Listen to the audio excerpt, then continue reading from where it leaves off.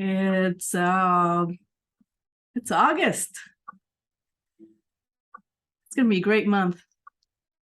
So, and I know I kind of looked at myself today, and I'm wearing kind of Halloween colors, but this is a pastel orange shirt. So black pants, multicolor shoes, and I thought that's pretty hilarious. So I should have told you that story from last week.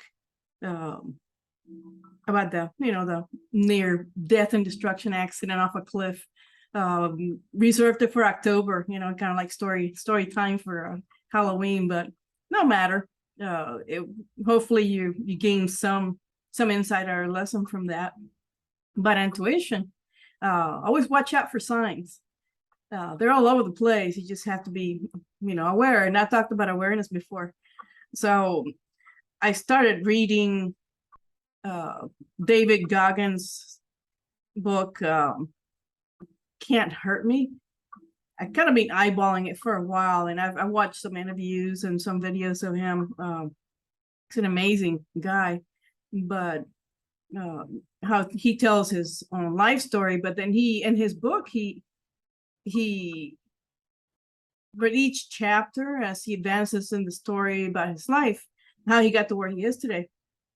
He also adds a lesson at the end of the chapter. So I like that style of writing because it's very it's instructive. He really wants the reader to gain something from it. I can tell by the style, and it's very down to earth and a very honest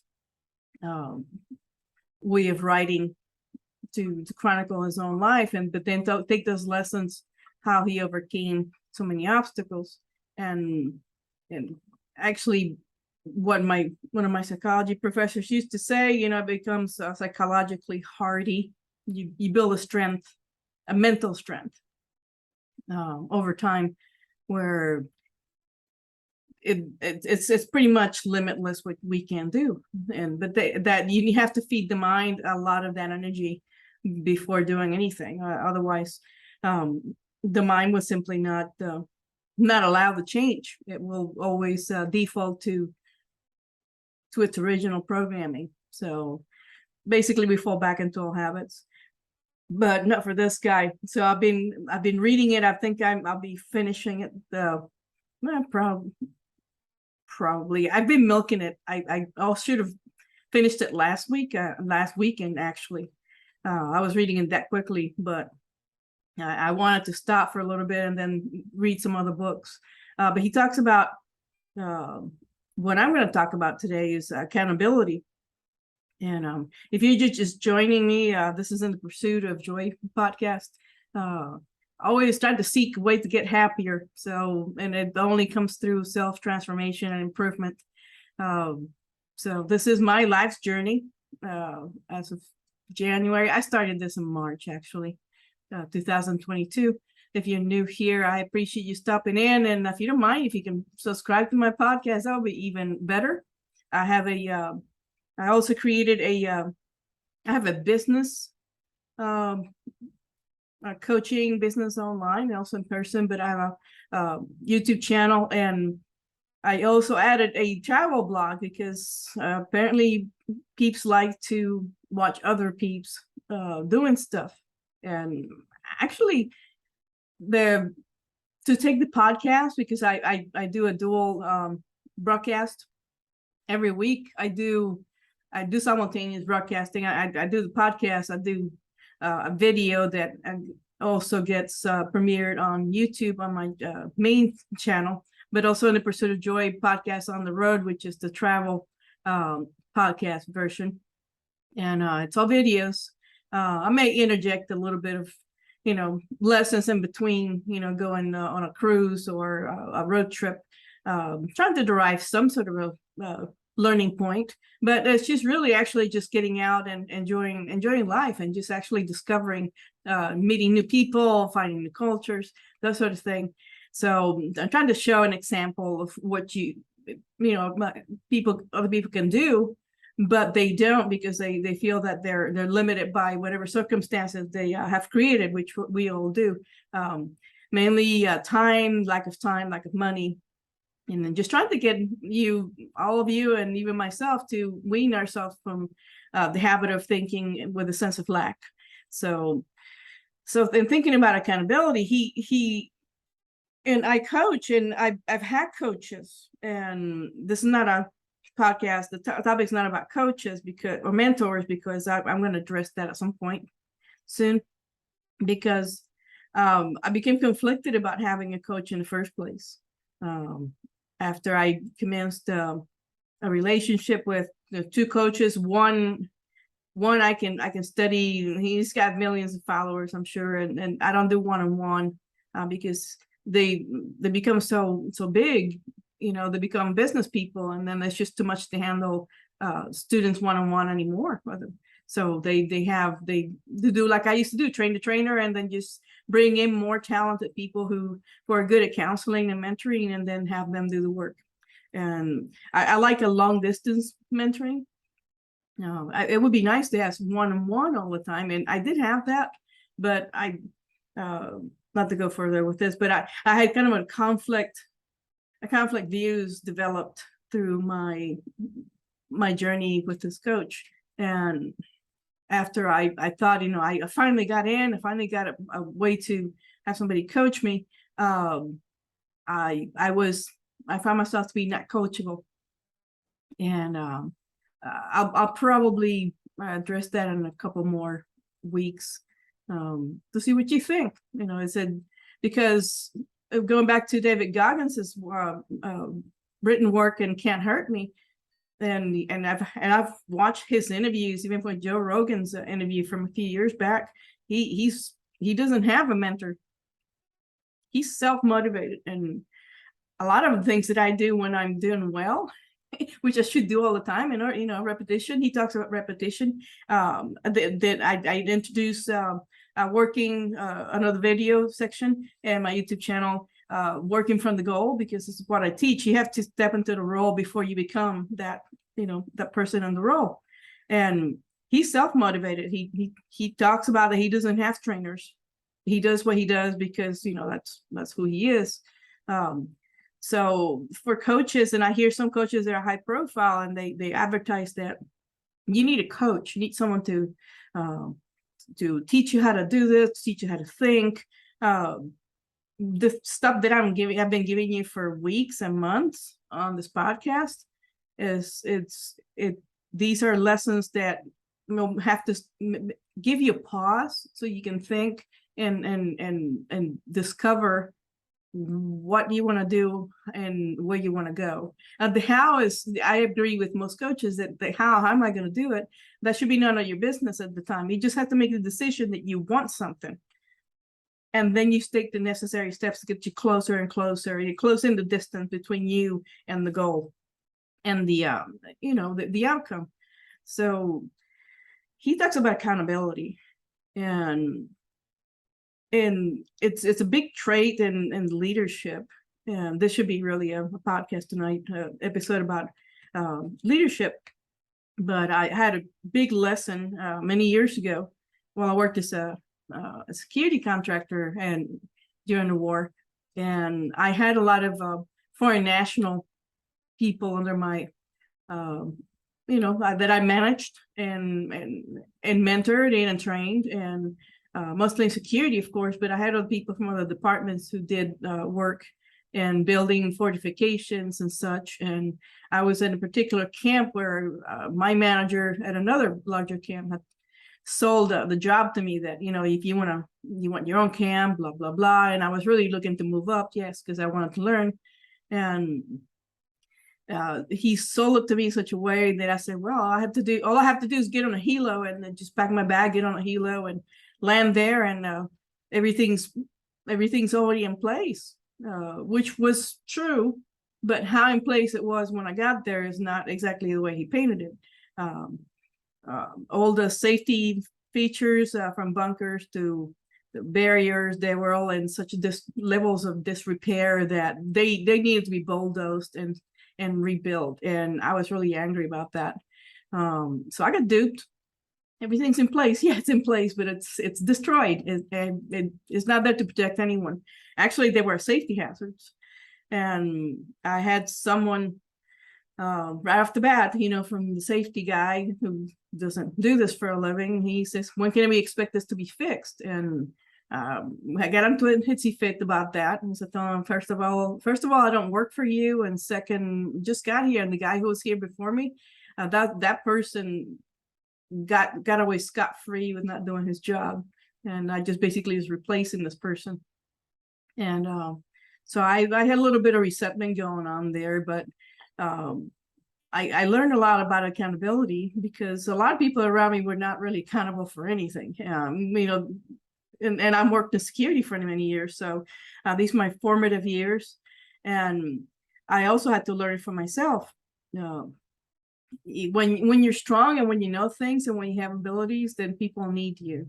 And so I started to kind of soften my stance on what was going on at the time. And I decided to take one step at a time. I had to negotiate with management to try to get resources and manpower. And security is always the last one to get anything. And so it is a thankless profession. It really is. I mean, it can be rewarding, but it's mostly thankless. So is police work. You do there to be of help, and people don't appreciate it. Not bitterness in any way. I enjoy the work. I enjoy finding ways to protect and people and property, being creative. And I managed to make some connections to where I can, finagle some workers here and there, start repairing the stuff the best I could. But of this group of people, they were all foreign nationals, so mostly we can be from either Philippines, but these guys were mostly from India and Nepal. And the thing is about working in a multinational environment is that people bring their local problems with them to a completely different environment. They don't leave that at home.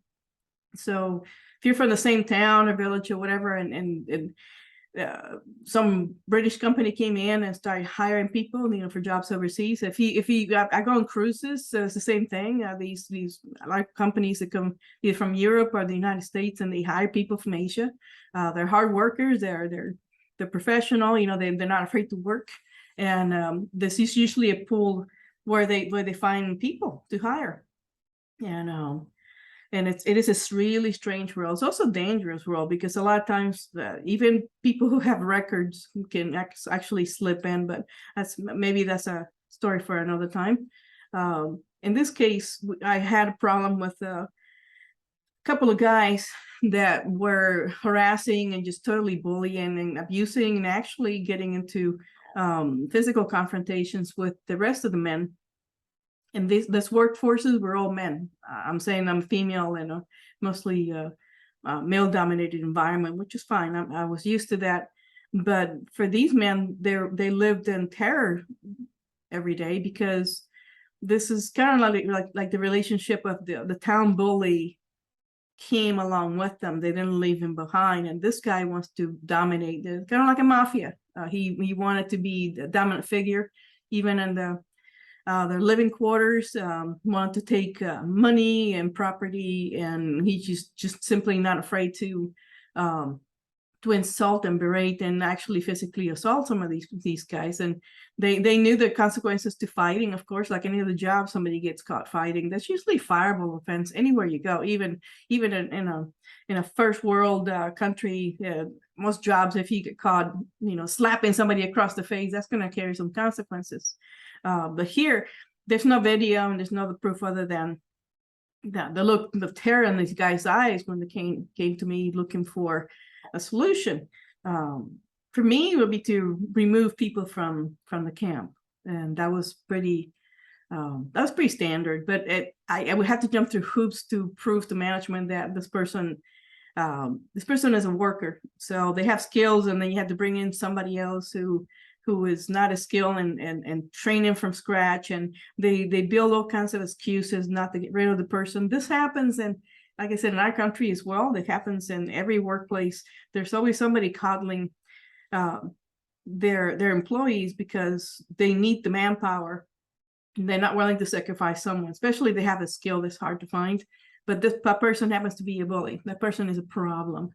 And so I was kind of at a crossroads there because management was not really helping me out, and I had to solve it. But so management told me flat out, just go ahead and let the guy. I suggested pluck the guy out of there, these guys, and put them in separate quarters for at least a week, just to determine that's really what's happening here, because I'm not living with them, I'm not seeing it, and you know, these things happen behind closed doors, and it's hard to prove. And I needed some time for observation, and just said, no, it's perfectly fine. Just let them be. They're just, you know, messing around. It's just men. Men do that sometimes, and it's true. They pick on each other. So the women in close quarters, you know, living with somebody that, you know, is not your family or a spouse, and it's crowded. And I know exactly the environment that we're living in. So another few days later, somebody else got punched and got beaten with a pipe. And it was our guy, our problem guy, trying to be, you know, the mob boss. And I'm seeing visible signs in a couple of guys that they had been assaulted. And, you know, coming from a medical background, I knew that this, you know, somebody used an object, a hard object to hit them with. And so we were looking for the object, and, you know, naturally the culprit had done away with it. But then in this particular camp, I did not have any guards that I supervised yet. So I was the one and only person who did the security. So I was more of a consultant. Then they would not give me people to work for me. That's how tight it was at that particular camp. So you got to get creative sometimes. And it's either me, and for personally, I have to save face. Like, I don't want to save face. I just actually want to help people. And I had a hard time getting management to get in line with just removing these individuals. They did not want to fire them or discipline them in any way. And so after that second assault, then I could actually see that this isn't just guys just getting into an argument. This is pretty serious. That what happened with the management was that the person that was doing all of this, they got emboldened by the lack of action. And see, the one who looked bad was me, because I told him, you know, just let him stay there overnight instead of removing him like I wanted to. So the one time and one time only that actually followed a manager's. Now, it's not my manager, it's the camp manager. My manager would be a security person who's in another location. So I'm on by myself here, and this was a remote site. So it will be about an hour, and it could be half a day by land transportation to get to and from the main base. And there was maybe about an hour and a half. Yeah, pretty much helicopter, you know, from one base to another. So it's not like they can come right away, get in the truck and come see me, and I can show my bosses, look, I need to remove this guy. You need to back me up. Also, there's another layer to that. It's good to always know with accountability, when you call for help, you get to explain a lot of stuff, and immediately it's going to be, what have you done so far? And tend to avoid that question, you know, that line of questioning, because it always leads to, it's your fault. I mean, it could be. And in that case, the guy's getting assaulted the second time, that was on me, because I should have pressed. I couldn't sleep. It bugged me to no end. Because if you see the look in this guy's eyes, like, what are you doing about it? I said, my hands are tied. I mean, what else? I don't have any resources. Again, that wasn't a victim mentality, but it was more of a sense of inaction. What do I do? I mean, I'm still learning. I can't lead on to that, but I mean, I had plenty of experience as a police officer before that, and as a security manager at a facility, facilities here in the States, and I'm thinking, this is looking really bad. These are people that should feel, at least we're in a war zone, and on top of that, you have to have some people from back home actually come over and follow you and take a job, and then you're sharing living quarters, and this guy is actually exacting violence on you, something that he probably did back home, and these guys were escaping. So there are too many variables to deal with, and that really made me uneasy. And I did lose some sleep over that. And I looked in the mirror, and when sometimes I can't figure out an answer to a question, I look directly into my eyes, and I said, find me a way to get out of this situation. find a good way to do this. So I was at the operations office, and I was making my rounds, basically just walking around the camp to see what I could catch. And this is the life, there's nothing else to do. And I was talking to the operations person, and we just got to chit-chatting a little bit, and I talked to their supervisor, and I had an idea. There was once a week, there was kind of a shuttle, not quite a shuttle, but there was a transport. There was a helicopter ride that was scheduled once a week to get in and out of the camp. This is not like we had transportation come in every day. Once you got there, you were there for months. And that was normal. Everybody knew that. Unless you went on leave or somebody got sick and they had to be transported out, then of course this system would kick into place, and we would get transportation for them. And it's all ruled by the military, so we have to go. Whether we get transport in and out of camp or not, depending on what the Army had going on that day. So if it's operationally, it wasn't feasible to get that person out that day, then they would have to wait another 3 days. And on average, it was a 3-day wait. And sometimes you have to sit by the tarmac and just kind of with your bag in hand and just in a shady corner if you can find one, and you just waited and to be called to see if transport was available. So it's kind of a gamble. But once a week we would get not only that one helo, sometimes like the Catholic priest, the chaplain would come in like once a week, which is about the only time we got Catholic mass at that particular camp. And he would be flown in, and it's usually on a Saturday. Sometimes I missed it because the guy, it's kind of unpredictable. So somebody told me that they had some people who needed their visas renewed. And I'm sure I'm going to go to hell for this. So nobody's helping me, and it's perfectly legal.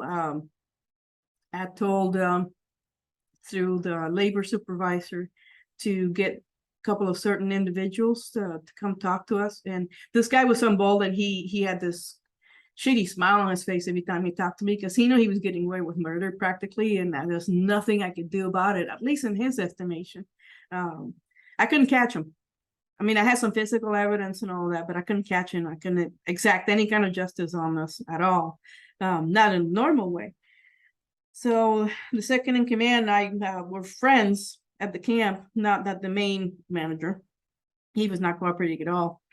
And I told him, I need to get this guy out of here because it's dangerous. This guy's actually, he's assaulting people. He steals. What else is going to be? You never know. And he said that we got that transport coming in, but also there was a list of people that needed to be put in the van to go to the airfield that week because they were scheduled to get their visas renewed. So it turns out that the two individuals, their visas had already expired. And we managed to put them on that shuttle. So they packed their bags and everything. They're happy, like, hey, you're going to get a free 1 week where you don't have to work, because they have to sit there. They put them in like in barracks, or it's a 40, it's a trailer where they have sleeping quarters, and then it's like a staging place where these workers had to wait. They would sleep until their paperwork came back and got approved, and they got their visas and all that, because we were in Iraq at the time, by the way. And so they have, all contractors have to go through this. And it turns out that these two peeps had their visas needed to be redone, and they just got on the transport, and they were really happy. Oh, you guys get a week off. You don't get to work at all, because they don't make them work the whole week that they're there. And so they went to the main base and put him on the passenger van with a bunch of other guys, and I gave them my best beauty queen wave. And they were on their way to the airfield, and from the airfield they got him on a helo and got him out of there. And we never got those guys back, is what I'm saying. So what happened was that the second manager that I was working with, he made some calls. I don't know what happened at the other end. I'm just saying that those visas were not renewed, and they were sent back home. Those guys were actually shipped home. When I waved them goodbye, the rest of the men had come out of their living quarters, and they were all standing in a big group, and I was smiling and I was waving at the guy, and they went away, and just they kind of looked at me. I looked at them. I said, okay, he's not coming back. I just said in plain English. They all looked at me. They got really quiet. I said, they're not coming back. They're going back home. They all looked at each other and just busted out laughing, and they were jumping up and down and high-fiving in every possible way to demonstrate their happiness that you're not going to have these problems anymore. And the day before, I did find a pipe. There was a pipe, and he had tossed it someplace around the camp, and I was snooping around and I found it. Also, I had listed the help of the people who do the cleaning. And you got to make friends with the people who clean, the ones that do the manual labor, because they see everything. They go into rooms, they empty trash. And so they were basically, my workforce in a way. You can call them spies, but they're eyes and ears. So all I did was just tell them the situation, and everybody did mind to help those guys out, and it turned out well. I mean, the embarrassment and that feeling you got from looking at this guy's eyes. I mean, he just 2-3 weeks prior, he had been assaulted and mercilessly by the bullies, and it was just a look of desperation in his eyes, like he did nothing, like, what do we do now? And it just went through me. It went through straight to my soul. It's hard to describe that. It haunted me. It really did. He got in my head. He was that whole situation took. It just set up a home in my mind, right? And it was living there rent free, and I had no way of evicting that feeling of failure. Really, it really pissed me off that this was happening. I couldn't stop it. So at the other end, it was purely administrative. It was more like they were demobilized. I don't know how that was arranged, but these guys were sent out, but they didn't know. Their whole idea was to use the ruse that their visas needed to be upgraded or something, and put them in the transport and got them on the helo, and then flew them away and got them off the camp, which is the only thing I wanted to. I didn't care what they ended up. And sometimes with people cause trouble and come back to another camp, and then you get reassigned to camp and you see them, and I would recognize all the bad guys. I would go straight to the military and tell them, these guys, keep an eye on them and find a way to help me get them out of here. They're a problem. And, I learned over time how to use the resources, but in the beginning, no, I had no idea. But I had to hold myself accountable. And this looking in the mirror it's not something new to me. But going back to David Goggins' book, he talks about he calls it the accountability mirror. Every time he screwed up, he would go in front of that mirror, any mirror, go home and just lecture himself and just read himself practically the riot act on how he had lacked courage or initiative, or he was guilty of inaction, just like I was. Ignorance can only get you so far. It's not an excuse. It's a reason for. It's good reason to grow and to learn. And I did. I did grow a great deal at that camp. I hated it. I was very isolated. I had very little support, and if I complained, like I said, in victim mentality, then that place, if I complained, it was very little, and it had to be very extreme. Like, I have a big problem here.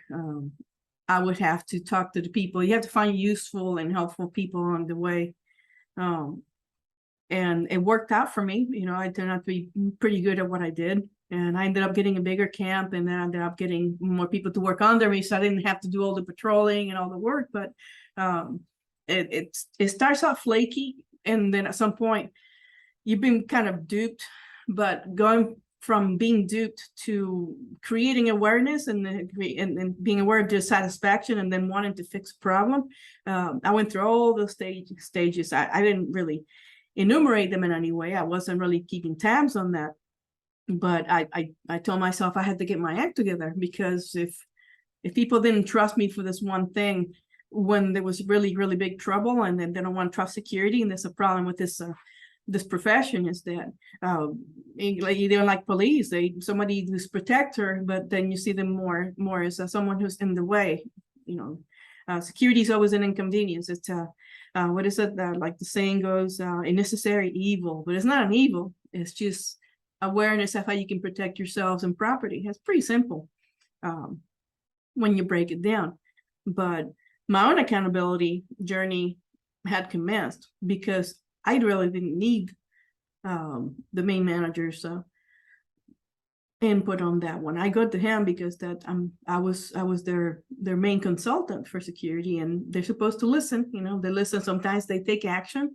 Sometimes they go no, and then you have to go to battle and take your ideas with them about improving security, and you have to go back and forth, and then you have to defend your position. Basically, it's a strategy. You always in this profession always having to fight for funding or resources and personnel, and that's why I call it a thankless profession, because everybody wants security. When they get in trouble, they call somebody. They don't care how it works, what it takes to put it all together. They just want to know that when they actually do need it, they want it in place, and they want it in place immediately. So this is so I'm very gratified in reading this book in the past couple of weeks, and I don't want to finish it. I'm working on another book, but it has been really enjoyable. I have it on Audible. I'm not saying that I'm cheap, but Amazon gave me 3 months of Audible free to try it again. It's not like my first time I've done this, but I downloaded the book, which has other commentary. So I listened to it in the car, and it's very uplifting. Just holding ourselves accountable, owning our mistakes, and owning our struggle, and our desire to grow and improve should definitely have been the first step. So this is your 10th transformative lesson, is that you have to own everything you do. The mirror, listen. I'm going to give you a freebie on this one. If you're big on manual arts, if you want to do a sign, you can print one. You can do one with color pencils, whatever it is you want to do, and tape it off to your mirror, the mirror in your bathroom, and you can say, success starts here, and put some arrows, and look at the reflection of yourself in the mirror. And this is where it all begins. So I did a lot of screaming and a lot of growling at the mirror. I've used the mirrors for other things. He uses it as a reinforcement tool, and he's not the only one, but he doesn't have a coach. So he's kind of like me. I'm not saying that I'm uncoachable. I'm saying that for the things that I find of great value, I've always managed to be self motivating, and that's a good trait to develop. So if there's nobody around to give you props for anything that you do this positive in your growth, your journey, then you should create some of that space just to motivate yourself. And if the mirror work is something that you're willing to do, just when you have a problem and you kind of stuck, just talk to yourself. You look in the mirror and just send a command as the man of yourself that I need this idea to come through. Give me some ideas. Clear your head and talk to yourself. It works really well, because you have to take charge of everything you do. You have to take ownership, and you really have to understand that everything begins and ends with you. So that in those one tale of I almost lost face, and I'm not saying I'm going to be fired, but I'm just saying that if people don't trust you and what you do, then you're not effective. And that would have that dropped me of some joy for about a week, because you can't see somebody in the eyes, tell them you've done nothing. You got to come up with ideas. So previous week has been the victim. I've tried nothing and I'm out of ideas attitude, and I just want to complain to I have no ideas how to create solutions, and I have to see the bigger picture. And I'm definitely the part of the equation that can bring it all in together. But first I have to, like I said again, I have to own the entire situation. I did not start the fights or that, but the solution, once it reaches your ears and your consciousness, that you have to make a decision quickly, how you're going to move and how you're going to use resources and talk to people. And so this is where growth comes from. So I want to leave you with that thought this week, and look in the mirror. Also, while you're primping up, and that's a good thing. Why do you think we look in the mirror? And it's got nothing to do because, well, if you're putting on mascara, you have to know where to put it. That's kind of a no-brainer there. But you're reinforcing your love of self and your appreciation for your life, because it's not just about the body that we have, but the mind that inhabits it and the spirit that inhabits that body deserves positive reinforcement. This is what you're feeding. The body does what the mind tells it to do. So there's no way of separating the two. And so where the mind tells you to go, the body goes. And accountability is something that most of us don't think about, that we have to make ourselves responsible and accept that we are definitely where our success or failures come from. So it has to be born someplace, and it's usually up here, up in our heads. So that was that kind of a bad story with a good ending. So it was last week. Didn't crash into a big fireball. I never ruminated on that for a long time. And then I just kind of thought, maybe I should just get out of this line of work altogether. The idea is to pay attention to what the universe is telling you. You'll be a whole lot happier for it. And this is a little bit short tonight. There is, I think what's the next challenge? I don't even know what I'm doing. I think the Wounded Warrior has a swimming challenge this month.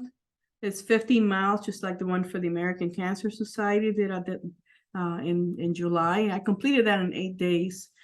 I'm getting a nasty bug in my head about perhaps doing this month as well to raise funds for the Wounded Warrior Foundation, but to cut the time. So if I did it in 8 days, I may do it in half of that. I don't know. I do crazy stuff like that sometimes just to challenge myself. But this is all about growth, and it makes me happy because I don't raise a lot of money. That would be another point to raise here of awareness, is that if I swim it too quickly, then are people not going to be interested in putting money into support a particular cause. So I'm kind of debating on it. I don't want to take like the whole month to do 15 miles.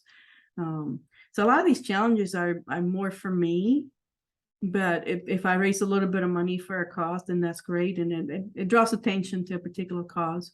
I'm one more person to help. So probably have some sort of a yay or nay information for you on that next week. I have to find I haven't signed up for it, and I know it's the first. Normally when I do a challenge, I'm already ready to go and got my goggles on and I'm just jumping in the pool. But I'm going to hold off a little bit to see how this turns out, and I'm thinking about coming up with a strategy. This one worked much better than last year's, where I swam less often, but I put more mileage for a swim session, and I actually structured it in a way that I could eat and then just rest enough in between takes. So, I mean, the last one was 4.6 in one day, but I had to split it into 2 sessions. So I could take an hour and a half and eat and just rest my muscles. And then I warmed up again and then jumped back in the pool. And that worked out really well. And I brought some supplements and all that. So we'll see. Everything we do should be about strategy. And this is going to be mine.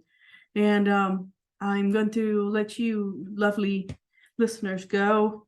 That's all I got this week. It's gonna be an exciting month. I gotta plan something for a trip. July was kind of more of a local. The swimming kind of kept me grounded in town, and I have some work scheduling that has to be rearranged in August as well. But we'll see where I'll go in August, because I'm itching to do a road trip and do something. Take this show on the road. So we shall see. And I bid you good night. Those of you who were just stopping by for the first time, I appreciate you. Thanks for stopping in. Don't forget to subscribe. I have a YouTube channel. The name is the same as this audio podcast, and that will help me out a whole lot. I'm trying to get 1,000 subscribers to my YouTube channel. If you would be, I would be honored if I could have you go to my channel and press the button. That way, you know, when the next trip that I take, then you'll get that notification on your email. And I bid you good night. This is In the Pursuit of Joy. Are you joyful today? It's August, halfway through the, well beyond past the halfway point on this year. It has been good. In the Pursuit of Joy podcast, I will see you next Monday night, 8 p.m. Eastern. Good night.